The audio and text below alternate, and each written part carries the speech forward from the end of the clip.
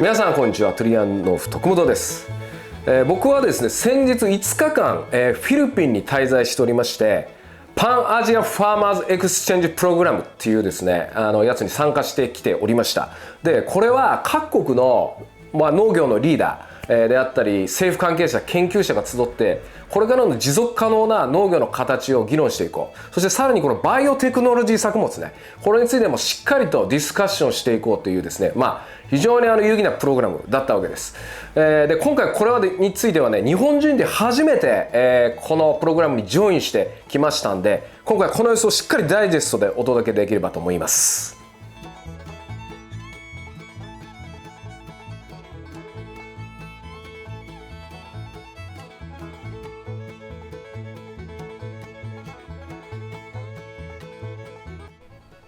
はい、フィリピンへは成田空港から約5時間のフライトですね。ニノヤキの国際空港へ着きました。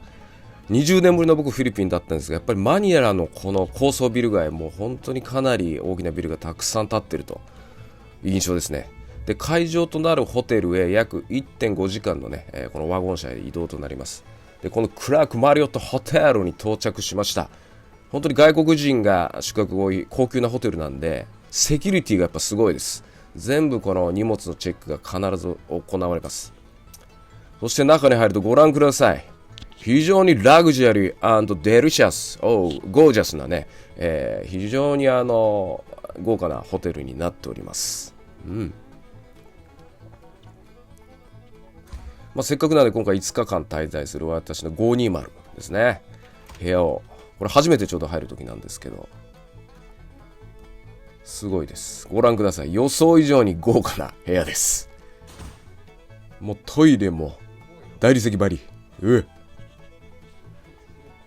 そうせっかくなんでちょっと風呂も見とこうかということで、シャワーしかないんかいみたいな感じですから、非常に豪華です。そして早速このレセプションのね、初日は受付をするわけですが、すごいですね。もうメディアも集まってますし、名前ありますね。周一徳本。Alright, thank you. ここでサインをします。とにかくね、このウェルカム感がすごいんですよ。もう皆さんフレンドリーで、Come on Japan Team ということで、いきなりこれ、もう写真撮るよということで、こういった形で今回鳥取メディアの方と、一緒に5名のクルーだったんですけど、すごいウェルカムな感じで、早速こう軽いディナーをねやりながら、このグループテーブルでディスカッションしてます。向こうはフィリピンシンジェンタのねマネージャーとスタッフでこのリゾケア種子の話を今ちょうどしてるところですね。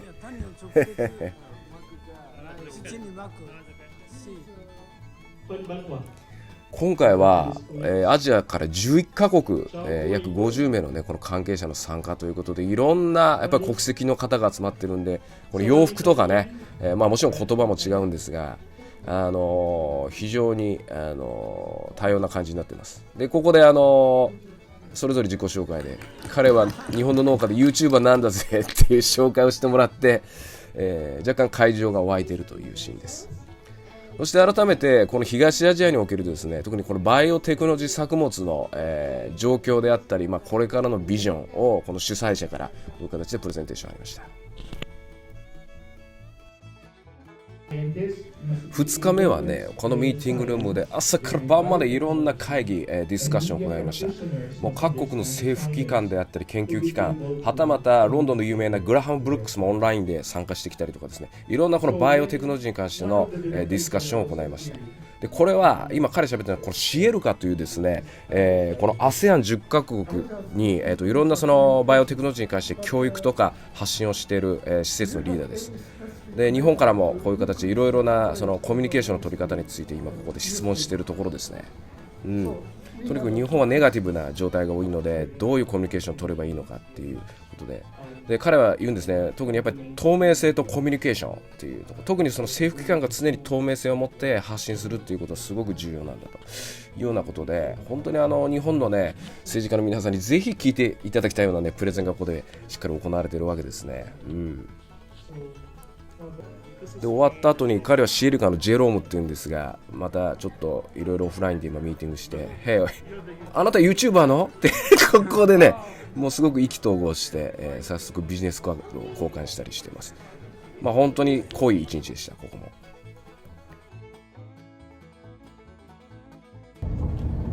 3日目はいよいよゴールデンライスとのご対面の日です。現地に行くまで、約1時間のバスでのドライブですが、このフィリピンの田園風景が広がっております。結構ね区画も広いんですが、わりかしやっぱ自然が多いかなという、印象ですね。で稲刈りしてないかなと思って探してたらちょうど見つけましてですね、久保田のね、いわゆるこのリールヘッドでオーガがないやつですね。だいたいこのパターンの刈り取りが多いかなという印象でした。久保田ヤンマーが多かったですかね。で、この着いたのがこのフィルライスと言われるフィリピンライス研究所、いわゆるフィリピン政府が直轄で、この種子の管理や、品種の試験を行っている、施設です。非常に大規模な敷地に立っていまして、自前でこういうですね大きなプレゼンホールも作ってるわけですね。もう映像や音響の施設もすごく抜群なわけですね。でここで最初にプレゼンテーションがいろいろと行われて、で実際ここの研究所のリーダーとこの後、僕は日本のファーマーなんだけど、このゴールデンライスをフィリピンで、近い将来大規模に作りたいんだけど可能かということを聞いてます。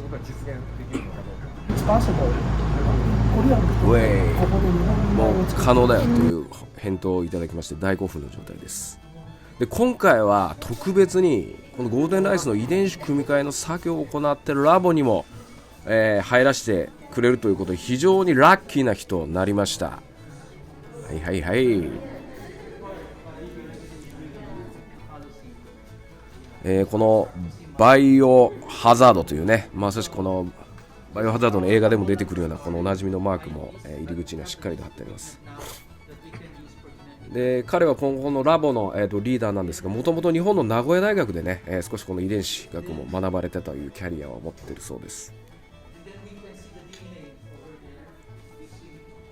でこれは実際抽出した遺伝子になると思いますが、そういったサンプルをですね、このように作業しているという、非常に貴重な映像になっております。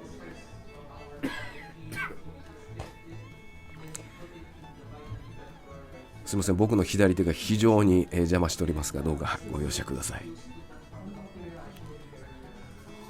このフィリピンはこの約20年間このゴールデンライスの商業栽培を法整備してですね準備するのに時間をかけてきました。ですからやっぱりこういう国の施設でこういう開発機関もそうだし、メディア市民へのプロモーションを含めて非常に体系的に、しっかり予算をつけてですねやっぱり準備してきたなっていうのがいろいろと伺えるわけですね。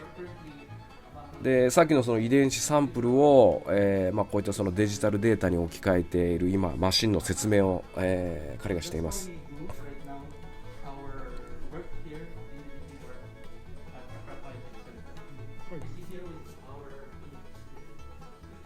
いわゆるこの DNA ラダーというやつでしょうか、こういった形で、デジタルで、データを取得したものをこういう形でデータベースにして管理していくという流れになっています。なるほどね。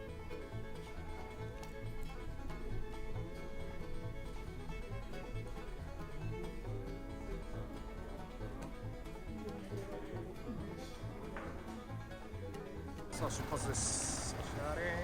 そして実際の試験補助にこのデモトラクターに乗っていこうということで、本当に広い区画でここでさまざまな品種が試験されているわけですね。結構なんか東北してる稲も多かったわけですが、ここがゴールデンライスの、一応試験補助ということで、来年からフィリピンは結構大規模に商業栽培を始めるということで、思った以上にやっぱりかなり品種が良さそうですね。結構多品種の系統をかけてるっていうことで、収量も本当に700キロ以上、780キロでしたかね、アベレージ取れるんですけど、ここがやっぱりその茎が太いのと、やっぱりかなり東北に強い感じがするのと、このトメバといって日本でも専用品種なんですけど、このトメバが立ってこの上から3枚ぐらいがやっぱ展開しているので、かなりやっぱ収量が取れるんですよね、こういう品種っていうのは。だからこれから出水して当熟区に入ってくると思うけど、多分この穂の長さも24、5センチあるので、かなり多種に特化した品種なのかなっていうのはありますね。あれですか、日本の農家では初めてですかね、熊谷さん。はい来たの日本の農家で初めて。はい。絶対初めてだと思う。僕はフィリピンでもやっぱ1万ヘクタールぐらいこれから淡水鳥海でやる野望をこれから抱きました。いや、もっと良くなるで、絶対フィリピンの水筒農業、我々のトリアノーフの技術が来るこの場所に間違いないです。そこはしっかり手応えやったんで、今後につなげていけると思います。現場からは以上です。そして毎晩ディナーはですね、こうグループテーブルに分かれて、一応各国の人たちとこういう形で楽しいディナーを、少しこうビールを入れながらね、ディスカッションするわけです。で、彼らはマレーシアから来たこの FGA っていうですね、現地が上場しているこの農業関連企業ということで、かなり大規模にね、生産作付けもしているスタッフの皆さんですね、いろいろこのバイオテクノロジーの事情も一部マレーシアではなかなかこう厳しい部分もあるみたいで、その辺の率直なね情報交換して、まさしくこの生きた、情報交換、こう一日となりました。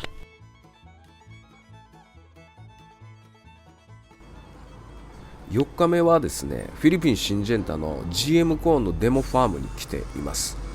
で、このフィリピンにおいて GM コーンの歴史は結構長くて、もう20年ぐらい商業栽培が始まって時間が経ってるんですね。で、今ではもう本当にその80万ヘクタール以上の、面積、この GM コーン栽培されてまして、非常にそのフィリピン農業の中の主要産業、主要作物の一つとして、定着していると。見た目をご覧のように全くそのトウモロコシと変わらない状況で、飼料用とあとは主食用としてもですね、国内で、出荷されているという状況です。実際の農家さんにも話聞いてみました。手前がこのアメルトさん、この人79歳ですよ。すごいですね。お若く見えます。もう40年来のプロ農家です。で、奥がジュリーさんといって57歳、ですね。この人も30年選手の、ベテラン農家です。で、大体この辺りの農家っていうのは2、3ヘクタールぐらいの、日本でいう小規模農家の方が多いんですが、実際彼らに話を聞くと、特にやっぱり BT コーンに変えてからもう収量がやっぱりもう1トン以上ですね、単収で確実に取れるようになったのと、とにかく農薬の散布数がかなり減ったので、とにかくそのしっかり稼げるようになって、で子供たちも大学に通わせれるようになったんだと。だから僕たちの農家仲間はとにかくどんどんこの GM コーンを取り入れて、フィリピンに今広がっているということです。で、昼からはですね、このコルテバ社の実際の GM コーンのいわゆるプラントですね、種子工場の見学に、行きました。で、ここはかなりの敷地の広い工場なんですが、かなりそのセキュリティが厳密で、この入り口付近の撮影は一応許可もらったんですけど、この奥にプラントがあるわけですが、そこの撮影っていうのは基本的には NG ということでございました。なので今回も撮れるところまでギリギリまで撮るぞということでカメラを回しております。で、実際ミーティングルームではですね、これまでのその種子管理の様子や工場のラインの説明が行われています。で、これからいざラインに行くぞということです。もうしっかりね、こういう安全管理の、ユニフォームに着させられています。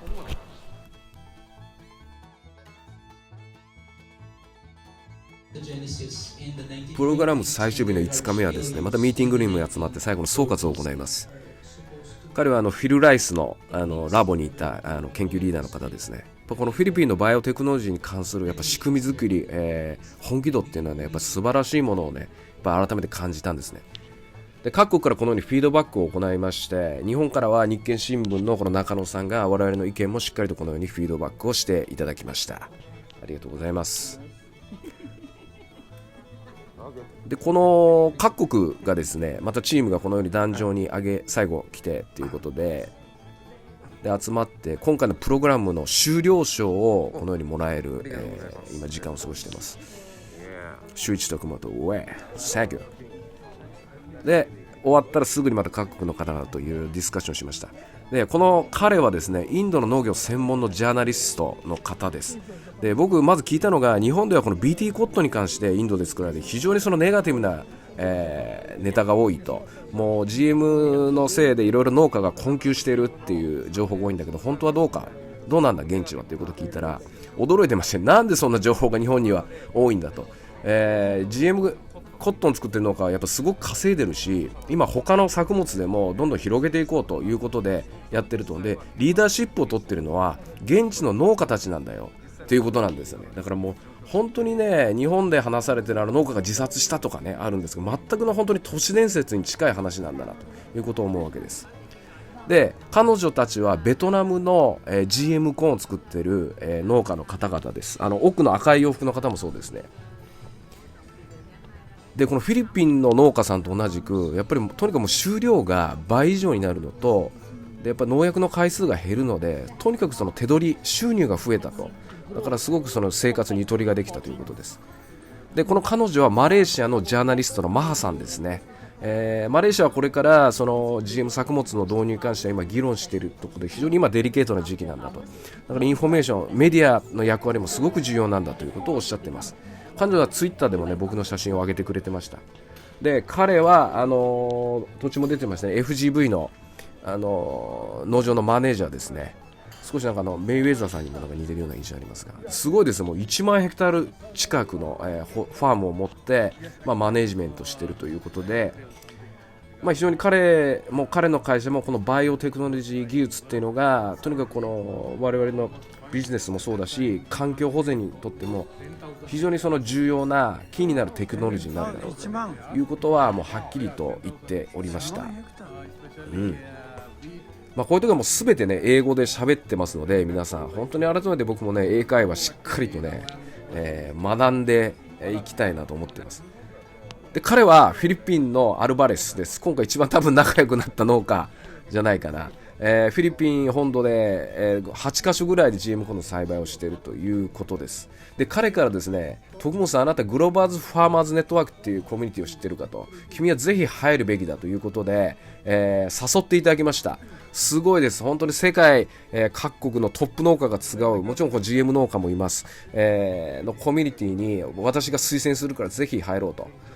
でフィリピンはますますこの GM 作物の生産というのがこれから企業になってくるだろうということでですね、彼とすごく意気投合して今もやり取りしています。最終日は朝早く起きて、空港に一路向かいます。本当に素晴らしいロケーションでした。ありがとう。で今回はですね、日本からは主催者の他にメディア関係の方が3名、一緒に同行していただきました。コメントいただきたいと思います。この後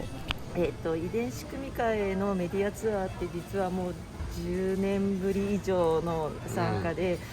すごく久しぶりに来る前からワクワクしてきました。それで一番私今回強く思ったことは、もうそれこそ10年前までは日本で遺伝子組み換えに対してものすごく反対があって、その反対をどうかわすか、どうリスクコミュニケーションしていくかって、それが私が結構テーマに書いてたことだったんですけれども、今回、久しぶりに特にこの海外フィリピンに来てみて思ったのは、そんなリスコミ云々じゃなくて、技術としてこんなすごいものが日本がやだやだとか風評被害云々とかって言ってる間に、しっかりアジアの国ではその技術を取り込んでどんどん開発も進み、実際商業栽培も進んで、それにびっくりしました。で詳しく聞いてみると彼らもそれなりにリスクコミュニケーションもやりながら、でも何度も説明しながらやっ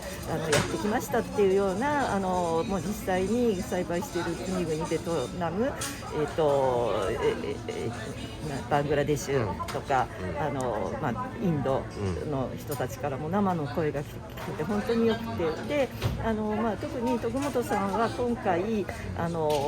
そういったやっぱり先端バイオ技術を生かしてこそ、日本の将来の農業が、日本および世界にちゃんと生き残っていく手段の一つである。でそれを他の誰がやらないでじゃあ自分がやらなくて誰がやるというようなことでこれからそのリーダーになって頑張るっていうような姿勢も伺えたので、すごく頼もしく思い、もう過去を振り返ってみて、その GM 嫌いとか GM は反対なんとかしなきゃいけないとかっていうことじゃなくて、もう技術として日本の農業を未来、サステナブルに発展していくためにも本当に重要な取り組みを徳本さんが示唆してくださって本当に良かったです。ありがとうございました。これまで日本ではですね GM 作物をめぐって、都市伝説的な誤った考えがうるうしてるんですけど、このフィリピンへ来てやっぱりそれが大きな間違いだということが分かりました。でその間違いの一つはですね、まず小規模な農家1ヘクタールから2ヘクタールの小規模な農家にも大きなメリットがある。例えば農薬の削減、収量の増加、これ確実にあります。で2つ目がですね、インドでよくBT コットン組み換えの綿を植えている人に自殺が多いというようなことがよく言われてるんですが、それインドの人に聞いたらそんなことは絶対ないと、これも間違いです。で3つ目がですね、ベトナムの女性に話を聞いたら、ベトナムでは40代の女性が BT コットンを植えてるんですね。これ素晴らしいです。やっぱり女性の自立した農業にも貢献しているということが分かりました。少なくともこの3つだけでも皆さん覚えて頭に入れて、これから皆さん他の人にも伝えてほしいと思います。これまで日本ではまだ組み換え作物の栽培は商業的な栽培は実現していません。なぜでしょうか。そういう議論もありませんでした。今回徳本さんがフィリピンに行ってですね、いろいろメリットを多分体感されたと思いますので、これからずっと普及していくんじゃないかなと思っています。でその時に日本で植えないければですね、フィリピンで植えようとしてるんですね。そんなことで本当にいいんでしょうか。だから徳本さんが日本で最初パイオニア的なアクションを起こしてですね、ぜひ議論するだけのきっかけでも作ってほしいなと思っています。今回の、ツアーでまず一番感じたことは、本当に日本の失われた30年っていうのは農業でもそうだなっていうのをひしひしと実感いたしました。日本の人って多分日本の方がアジアの人より優れてるって思ってるような、多分農業の人たちもそう思ってるような気がしたんですけど、ちょっと違うなと。もうこちらの人の方が全然新しい技術をしっかりと理解して取り入れていると、それがちゃんと農家の方の収入につながっているっていうことをまざまざと見せつけられ、一体日本の農業なんで30年こんな停滞したままなのかっていうのがすごく不思議でした。ですごく残念です。だからそれをちょっとこれから本当に変えていかなければ日本の未来はありません。子どもたちの未来もありませんし、あと食料安全保障という視点もありますので、やっぱり本当にこれから農業どんどん日本の農業に良くなっていくためにちょっと徳本さんに期待しているところではありますが、あと本当にちょっと今回、女性の農家の方が、しかも若い女性の方がきちんとちゃんと参加していて、本当にちゃんとでも綺麗にしているし、ちょっとやっぱり日本の農家っていうとどうもおばちゃんみたいなそういうイメージがあるんだけど、全然そんなことなくって、ちゃんと普通に生活して大学とかも行けるような感じの方たちがちゃんと活躍してるっていうのもすごく良かったなと思います。だから日本も本当にちゃんと農家がそういう風になことがちゃんと新しい技術をしっかり取り入れてちゃんとやっていけばできるのに、なんで来れなかったのかっていうのは、いろいろ消費者とか多分メディアの問題も非常に自分がメディアにいながら感じておりますので、水を差すような報道は皆さん遺伝子組み換えにしたってちゃんと科学的に考えれば全然、だって日本はたくさん輸入しているんですよ、飼料コーンなんかに関しては。それが日本で栽培していないというのはやっぱりおかしいことなので、もうちょっとちゃんと意識を持ってやっていただきたいと思います。はい、ありがとうございました。はい、ありがとうございます。今回主催者側の一人として皆さんにフィリピンまで視察に来ていただきまして、どうもありがとうございました。とりあえず無事終わって今のところほっとしてます。これも皆さんのご協力があればということです。今回、この話が決まったのが1ヶ月くらい前で、皆さんにお声がけしてバタバタとやってですね、非常にコロナもあってですね、手続きちゃんとできてるのかとかいろいろ不安でしたけれども、無事終わってほっとしてます。で主催者側の一人としましては、皆さんにこれから期待したいのは、今回、見たことを、感じたままに自分たちの関係する方々、仕事を通じてですね、広めていっていただければなとは思っています。でまた徳本さんは今回、グローバルファーマーズネットワークに、の会員になれる機会も得られましたので、これから世界の農家の方々ともつながってですね、世界の農家の方々がどうしているかというようなことをまた日本の農家の方々に向かって発信していければ、主催者側としてもですね、非常に、やった甲斐があるなと思います。よろしくお願いします。はい、というわけで今回はこのフィリピンのプログラムの様子をダイジェストで見ていただきました。本当にご覧になっていただいたら分かる通り、実際日本でね、GM 作物、いわゆる遺伝子組み換え作物でいろんなリスクのことが言われてますが、実はもう現地で行われている様子とか、彼らの現場の声っていうのは全然また違うものがあるわけですね。ですからやっぱりちゃんとこのね、現場のファクトっていうのをね、改めてしっかり理解して発信していかないといけない。本当にそれを改めて今回実感したツアーとなったわけです。そして今回この僕帽子もかぶってた通りですね、このゴールデンライスですね、フィリピンはすごいですよ。本当向こう5年間でも50万ヘクタール以上作るんだ。これはもう政府の方針でバーンと打ち出しました。でやっぱり日本ではね、このバイオテクノロジー作物まだまだ時間かかるんで、僕はぶっちゃけもうフィリピンに行って、これから来年以降本当に数万ヘクタール、これトゥリアノーフの事業で生産の可能性を模索していこうと思ってます。これマジです。でさらにこれからこの東アジアでこのゴールデンライスが広がってくる、もしかしたら将来的にアフリカにも生産できるかもしれない。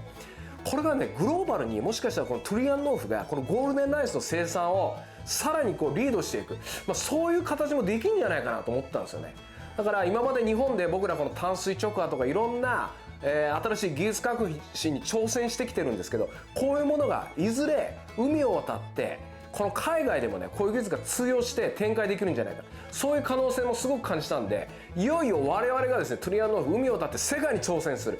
この可能性めちゃくちゃあるな、そういうのを本当に実感した今回プログラムになりました。なんで今回いろんな海外のね、農家さんともネットワークできたし、さらにこれからグローバルにね、ネットワークどんどん作ってですね、これがトゥリアンノーフ世界にも挑戦していきたいと思ってますんで、ぜひご期待いただければと思います。それではまた次回お会いしましょう。